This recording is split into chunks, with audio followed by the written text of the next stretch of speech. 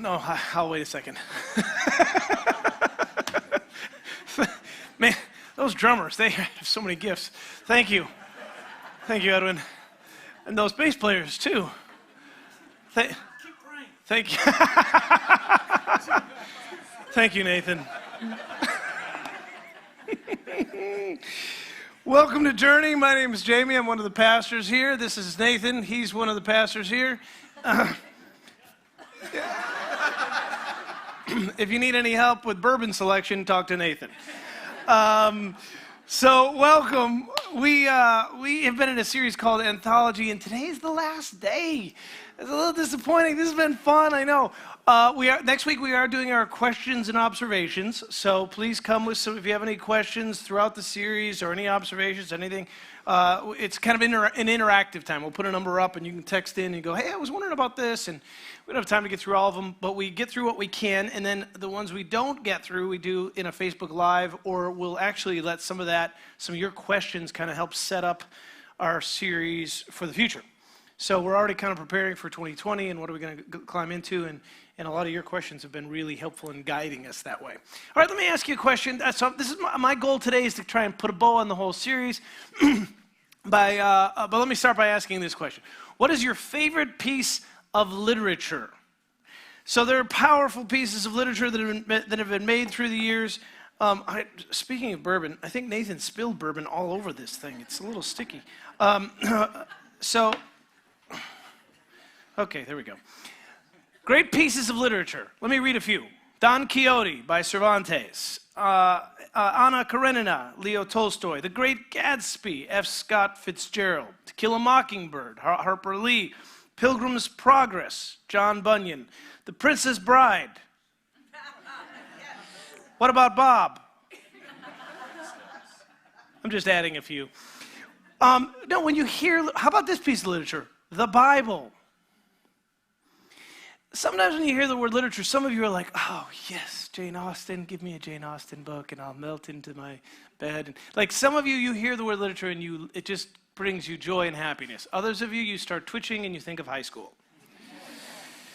So I got to unpack the word literature a little bit to make sure the word works for us in the context of what we're talking about. But what we're saying is, this is in a way summarizing our entire journey with the Bible, is to recognize that every time you approach this book, you are approaching a piece of literature. Now, that's a negative term for you. We don't want that to keep you from going to it, but hopefully quite the opposite. That you would come to the Bible and recognize that it's rich in its variety, in its density, and in the experience it's inviting you into. And that's what great literature does. And the Bible as literature has impacted our world. It has for centuries. The influence of the Bible, according to Art Verschoor, he says this: the influence of the Bible on the development of Western literature is impossible to ignore. There are more than 1,000 biblical references in the works of Shakespeare alone. Authors and poets such as John Milton, Charles Dickens, William Wordsworth, Mark Twain, Robert Frost, and Emily Dickinson shaped their literature with allusions and metaphors taken from the pages of the Bible. The Bible's influence extends also to the language we speak, to the laws we uphold, to the names we have been given, the metaphors we use, and the similes we employ for emphasis on our daily communications. The Bible as literature has permeated our entire experience. Even those who are atheists and agnostics, those who hate the Bible, are often using biblical references, sometimes without even realizing it. It's impacted culture, and that's what good literature does.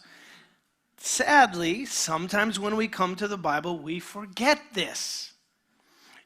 We forget the Bible's actually written in narrative, in story. And so hopefully at this point in this series, we've done enough to disrupt what might have been a previous way of training, depending on if you grew up in a church experience that said, come to the Bible, see it as a rule book or as a textbook that's supposed to be dissected for a few points of application. While there are moments you can read the Bible and it can be personally applicable to whatever you're going through, that's not its primary purpose. It's a piece of literature that's inviting you into an experience. Think, instead of just personal application, think dramatic perspective, sometimes paradigm shift. But its goal is to pull you in, invite you in to experience something, not an abstract proposition, but an experience. Leland Ryken writes this: the truth that literature gives us is an awareness of reality or truth as it is actually experienced. So you're climbing into a story and you're seeing, oh, people are experiencing life this way. People are experiencing God this way. So literature, in other words, shows human experience instead of telling us about it. See the difference? It's displaying, it's showing, it's incarnational, it's embodied. And literature, rather than appealing to our logic or rationale, it is appealing to our imagination. Now, it's not that appealing to logic is wrong or bad. Appealing to reason, we certainly need our reason. We need our logic. And we often teach in a way that's called expositional. So I'm doing some expositional teaching. I do that a little bit every Sunday where I'm trying to explain something. I'm stating a fact and maybe trying to explain what that means. But that's not what's typically memorable. When I grew up in church my whole life, and people would be like, well, what do you remember from the pastor's message? I usually forgot everything, but maybe the story he told. And I would assume the same with me. You don't remember a whole lot. Maybe you remember a line from a quote or a thing, but what's memorable is something you felt like you experienced. You might not even remember the quote or the statement, but you remember the way you felt in the room. That's experience. So somehow we need both. Now let me give you a contrast to both and why I've been trying throughout the series to raise up this idea as narrative story and literature as being so powerful and so significant, and unfortunately something sometimes some of us weren't taught a whole lot about. Here's the contrast. Simple expositional statement in the Old Testament. Thou shalt not kill. Okay, thank you. That's the statement. Most would be like, cool. Good idea not to kill. Got it. Do you feel a lot of emotion around that? Not really. Any philosophical underpinnings? Can I kill a gnat? Like, is it okay to kill an ant? Like, I got some maybe questions about that, but no, generally I kind of get the idea. I probably shouldn't kill my neighbor. Good. Expositional statement, got it. Here's a contrast. If instead of giving you this quote from Exodus, thou shalt not kill, I took you back a book into Genesis and I told you a story about these two brothers. Matter of fact, the first two brothers on the planet, who both were invited to give an offering to God, and they did. And one brother, his name is Abel, God accepted his offering. The other brother, his name is Cain, God did not accept his offering. It turns out that Abel, in the posture of his heart, came in the right place, and that Cain, in the posture of his heart, he came in the wrong place. His was selfish. Abel's was not. How did Cain resolve the fact that he really didn't come with the right posture? Did he confess? Did he repent? Did he change his ways? No, he got jealous, he got angry, he was full of rage, and he actually killed his brother.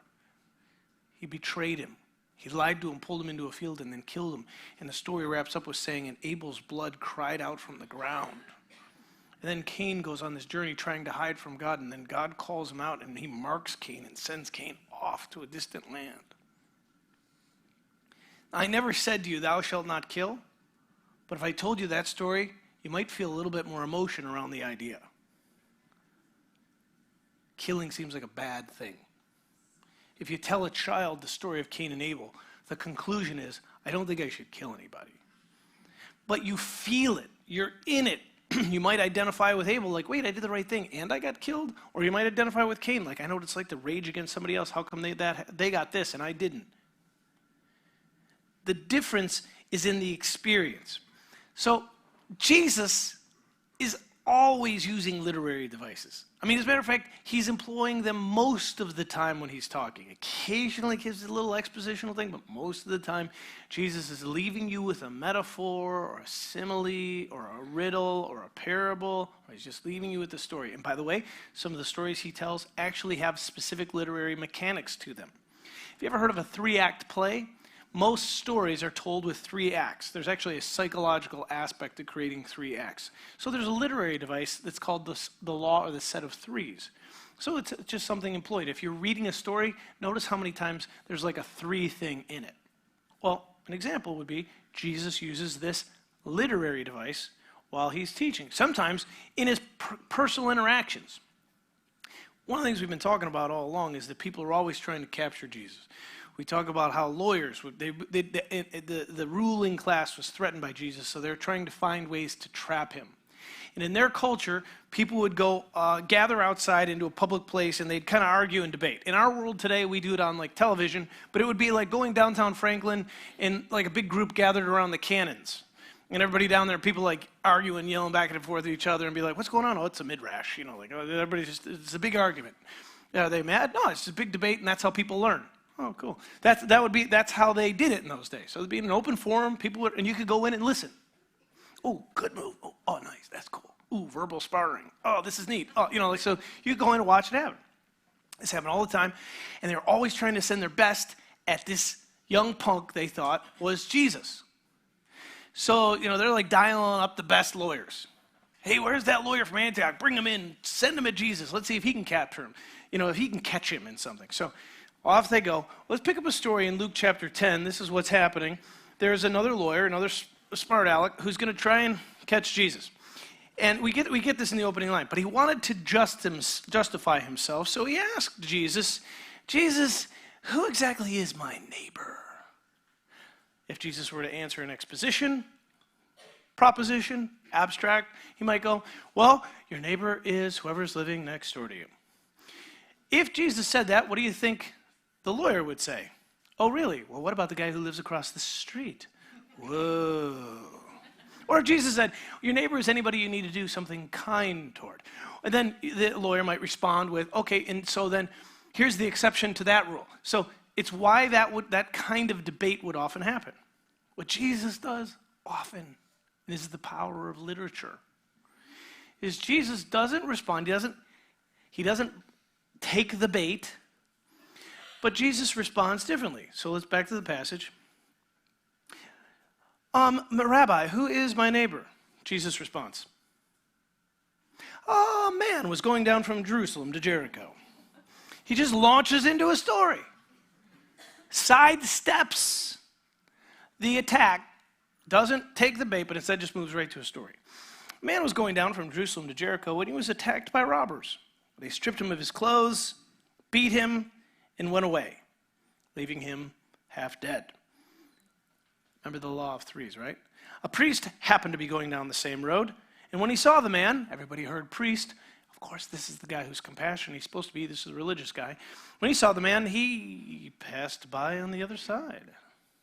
So to a Levite, another highly respected religious person, when he came to the place and saw him, he passed by on the other side. But a Samaritan, we just said the word. This was the half-breed. This is the word you don't utter. This is the most despicable in society. Samaritans were only about as bad as a shepherd. These are the people, in society, this was the name you didn't utter because they hated Samaritans for a lot of political and cultural reasons. But a Samaritan, as he traveled, came where the man was, and when he saw him, he took pity on him. He went to him and bandaged his wounds, pouring on oil and wine. Then he put the man on his own donkey, brought him to an inn, and took care of him. The next day he took out 2 denarii and gave them to the innkeeper. Look after him, he said, and when I return, I will reimburse you for any extra expense that you might have. He closes the story, looks up. It would have been really quiet, like pin drop moment. There are lots of these with Jesus. Which of these 3 do you think was a neighbor to the man who fell into the hands of the robber? He is just cornered. He put the lawyer in his own corner. Now, of course, the lawyer can't bear to say the name, but he's stuck. He's in front of everybody. He's got to answer the question. The expert in the law replied, the one who had mercy on him. Go and do likewise.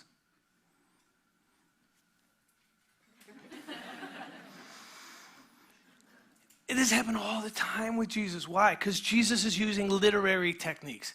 He is putting on display for us the power of experience. He could have just given the guy an answer. How does that go? It usually turns into a debate, and then you just leave going, I guess I should have studied my apologetics a little bit more. Has this ever happened at the water cooler? Has this ever happened on the tour bus? Has this ever happened with a buddy? Has this ever happened over a meal?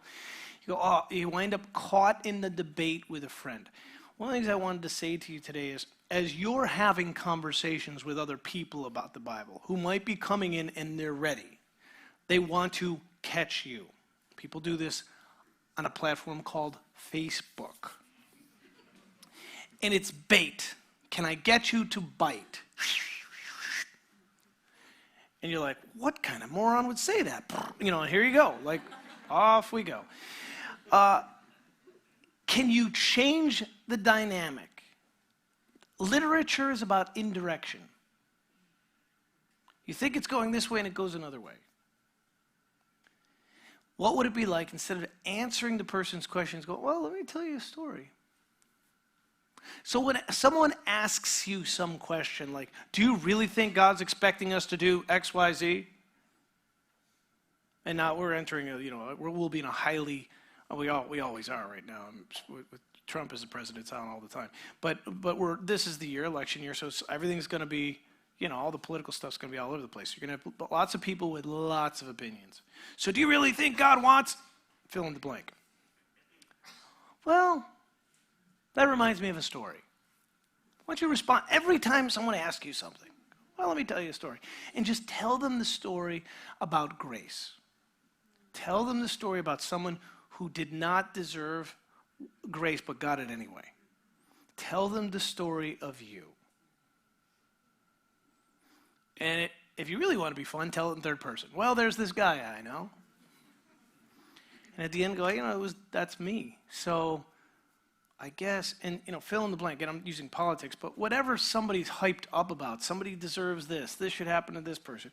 When you hear the binary, like right, wrong, we got this person, when you hear all that stuff starting to elevate and you feel the emotion in it all, if you follow the pattern of Jesus, and I would say biblical literature, so often it's just indirection. Well, let me just tell you a story that maybe holds both in tension. Literature, it's not that literature doesn't have a worldview, it does. When you enter into the Bible, you'll see that the writer, he shapes the scene. Jesus has a message here. He's taking this man on a journey. Literature shapes a scene, it reports details, a writer bends language into dialogue and builds symmetries of a line and verse and the development of a poetic image. All these things are happening in the Bible, and I'm saying this to remind you that when you go to the Bible, remember there's always more going on. This is why when you get to a page and you're like, some of this doesn't seem to line up with this. Okay, probably for good reason. So hang out there for a while. Dig in, find out why, get curious. It's literature. It's inviting you into something. Literature expresses truth in its own way. And Leland Reagan says this, Jesus concealed the truth from immediate perception in order to reveal it to listeners who were willing to ponder his parables. So he was often not letting you know in the moment because he wanted it to tickle your brain. He wanted it to sit and marinate. He wanted you to contemplate. He wanted it to ruminate. He wanted the story to go over and over. So if you read in the story in the Bible and you go, I don't know what I'm supposed to make of that. Great, it did its job. Now be in it.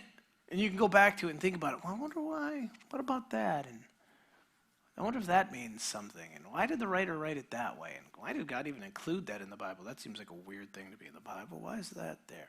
You get curious. And that's how you let the Bible is living and active. That's how you let it breathe. That's how you let it be alive in you. Christy was here last week, a guest with us, and she said it's like eating the Bible. You really are, there's a digestive process. You're taking it as opposed to just running up for like a quick answer. I need my quick hit. What's the quick application? I need to know that I'm right. I need to tell somebody they're wrong. Great, I'm done for the day. But no, there's a process. Robert Alter says, the Bible wants to draw me out of myself because my proclivity is just to get locked up in my own narcissism. When I go in the Bible, it's pulling me out of myself into a bigger world. It's using the medium of narrative to transform my sense of the world, alert me to spiritual realities and moral imperatives that I might have misconceived or not conceived of at all. This is why we tell our kids Bible stories. And you tell them the stories, and then as they get older, then they're like, okay, this is Maybe a little bloodier than I thought when I was a little kid, and that's okay because you can only tell your kids so much, right? Developmentally. But you're telling them stories because you're letting them start to frame up, get a moral framework of how they're meant to live and what's healthy and what's not healthy and what's kind and what's not kind. That's why you're immersing them in the world of the Bible. So again, the contrast, expository means just simply to teach or explain. Just say it. And it's not without value, it has value. But to understand that literary techniques are more memorable and are more robust. And there's much more invitation as opposed to, hey, I'm going to tell you what to do.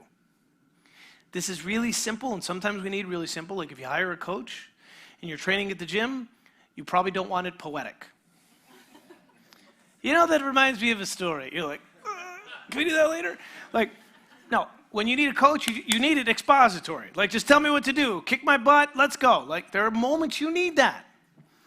But we also need this other, and we need to be reminded we're being drawn into a process. I'm going to give you one more contrast and talk about the emotion in it. In 1646, the Westminster Confession of Faith, a Reformed Confession of Faith, was drawn up for the Church of England. And in a lot of Presbyterian churches, you'll still hear it quoted today. They have what's called a responsive reading. They might read this together as part of their liturgy, their way of doing church. So this would be an example of something that's framed in an expository way. Westminster Confession of Faith describing the providence of God. So here's a little snippet. God, the creator of all things, doth uphold, direct, dispose, and govern all creatures, actions, and things, from the greatest even to the least, by his most wise and holy providence. Great. Some important things there. And we could kind of maybe reflect on some of that thing, some good descriptions of God. But, probably you didn't feel a lot of emotion in it. Just a statement. If we go to the Bible only thinking that every time, we miss the richness, we miss the depth of experience that we're being invited into. So I'm going to give you a contrast of another passage that also talks about the providence of God. But rather than a theological definition of the concept, this passage turns the idea of God's providence into a metaphor in which God is pictured as a shepherd in the daily routine of caring for his sheep. Here's a expression of literature from the Psalms. Perhaps you've heard it before. Psalm 23. The Lord is my shepherd. I shall not want. He maketh me to lie down in green pastures, and he leadeth me beside the still waters. He restoreth my soul. He leadeth me in the paths of righteousness for his name's sake. And yea, though I walk through the valley of the shadow of death, I will fear no evil, for thou art with me. Thy rod and thy staff, they comfort me. Thou preparest a table before me in the presence of mine enemies, and thou anointest my head with oil, and my cup runneth over. Surely goodness and mercy shall follow me all the days of my life, and I will dwell in the house of the Lord forever. Does that feel a little different from the Westminster Confession? Is there something in that you feel when you read that? See, literature is constantly keeping us in a world of concrete images. It keeps us from the temptation to get lost in the abstract, lost in propositions, or lost in creating little formulas. It pulls us into green pastures and water and pathways and rod and staff and table and oil and cup and sheepfold. And it's reflective of our lives. Of after this, you getting into a car and you driving and you having a conversation or maybe an argument. And then you getting home and you're watching football or you're having a meal or then you planning the evening or setting up for the next day. Maybe you're making your child's lunch. Maybe there's the interaction.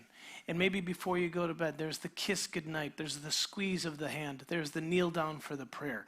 It's in the concrete images, the green pastures, the water, the bedtimes, the meals. This is where life is happening and where God is meant to be experienced. And some of the reasons the Bible doesn't mean much to us is it just gets lost in a thing to argue about.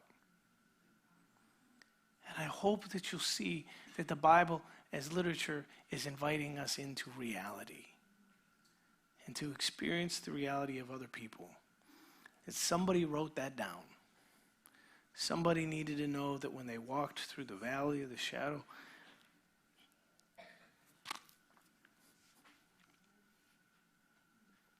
of death, that they didn't have to fear.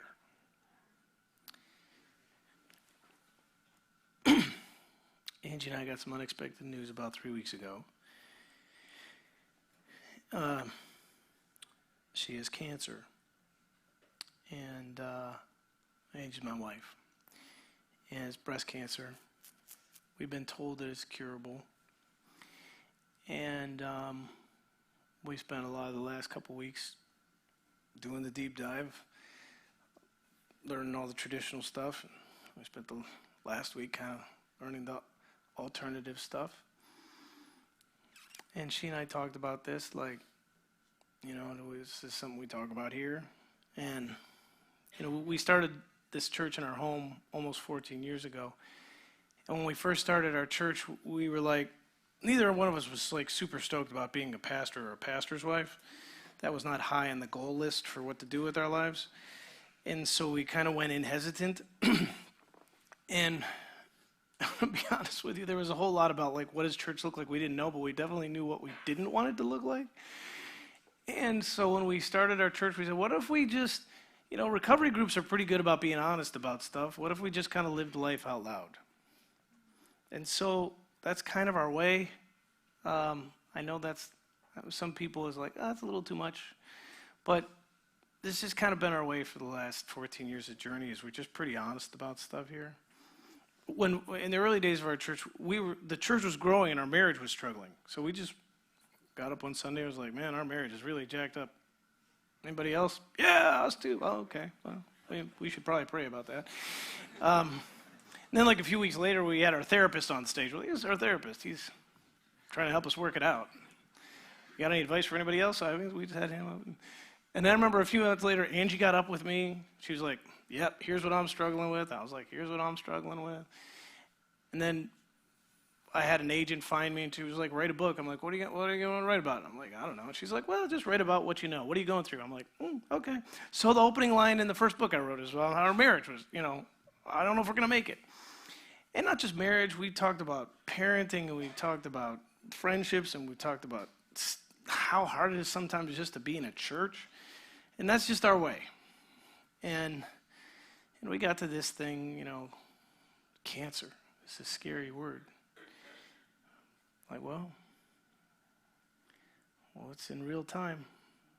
And I'm not coming to you to go, oh, we have a great resolve, or we don't. That's it. Like, she's got cancer, and please pray. And I know so many of you have been through it. And a lot of you ladies, I know you've been through this kind of cancer. And we all face this. We walk through life. What have we been talking about for so much in this series about certainty, right? And so it's a chance to practice where we place our trust. And if there's something we're learning, and if there's something maybe I could pass on to you that relates to this conversation today, there is within our human nature this desperate desire for resolve. In our world, we'd like to know what to do. We'd like to know how we're going to pay for it. We'd like to know, will she be healed? Those are the, like, right at the top. I'd like to have that result. That's the destination right now. And it's what pulls us most quickly out of the present. Well, if I had the answer to this, then I would be okay. Then I could have peace. Then I would have joy. Then I could be present. What's your resolve? Right now, what's the thing in your life? It's your kind of destination. You've told yourself somewhere in your mind, if I just knew our marriage would make it, if I just knew my kid would do X, if I knew my career was going to this, if I knew we could pay this bill, what's the thing right now that pulls you most quickly out of the present? Like, actually get it. Grab it in your mind. You got it? Nod your head if you got it. Okay, so what if the resolve is not the point? What if right now the journey of not knowing is actually the point? Because I can tell you this about us. We're praying for healing for our body, but you know that in the midst of this, we're healing one another. Just the moments being together in the unknown, we're already healing in ways we didn't know we needed to be healed. Because we're just somehow trying to be present to each other. We've had some moments where I've definitely screwed that up. And other moments where I'm totally present. And the journey is the point. Because this is where we trust. This is where we do the heavy lifting. This is peace in the midst of the storm. This is Jesus on the boat and his disciples freaking out going, there's a huge storm. And him going, we're good. And I'm going, no, well, you got to calm the storm. And him going, I'm taking a nap. No, you got to do something. And he says, oh, you have such little faith. You have me. You're okay. No, please calm the storm. Okay, fine. Storm, shut up. Be still. And then they're like, whoa, you really are God. But the growth is when we get to go, whoa, you really are God, and the storm's still raging. That's when we're really starting to dig. That's when we transition from the milk of the word to the meat of the word. It's when we start to mature in our faith. It's when we start to awaken to our true identity. To go, oh, I'm not really in control of the world, and that's kind of the point. And so if I could just say anything as a word of encouragement, I think it's the stories of the Bible. If you were to distill them all into one thing, it's that the journey is the point. Go walk with the people of the Bible. Go walk alongside this Samaritan who's been rejected by everybody else, but instead chooses to show grace in the story that Jesus tells. All these people hate him, and the very guy who's bleeding on the road would have cussed him out and had incredible prejudice, and he leans down and pays for him. If we go to the Bible and realize we're being invited into stories that are meant to show us something about God, then we have the opportunity to be transformed. But if you go to the Bible because you want a little application that somehow proves that you're right or just gives you resolve so you don't have to have any tension, I think we miss the point.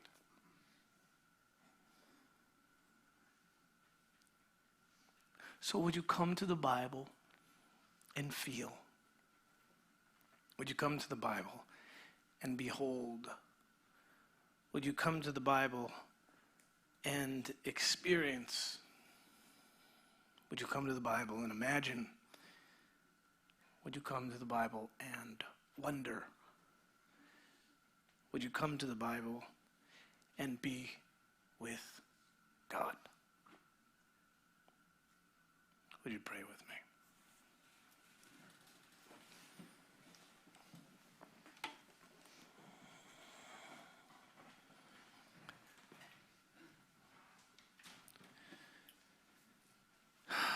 Before the music, how about let's do a reflection. Would you close your eyes, sort of stare at the floor, or journal, whatever helps you focus? Could you go back to that thing in your life that feels like if you had the answer, everything would be fine? And you just call it out. Would you speak it out to God in prayer? Say, God, this is the thing that I'm kind of looking for to save me from my current anxiety.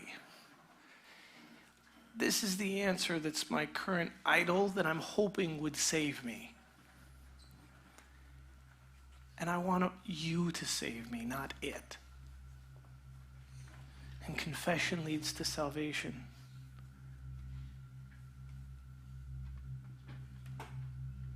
And if we'd all be honest, we know what happens when we get to that resolve. We finally get that answer. There's usually 3 more stacked up, waiting for us. So would you just say to God, in the middle of my not knowing, I trust you. Would you be my Prince of Peace? Would you really be the King?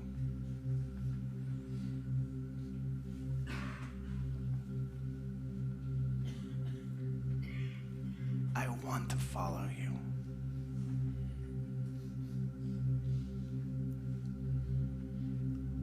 Just form up a prayer around that unknown. And let that gift exchange just pull you into alignment, plunge you back into the Spirit, lift you into the kingdom.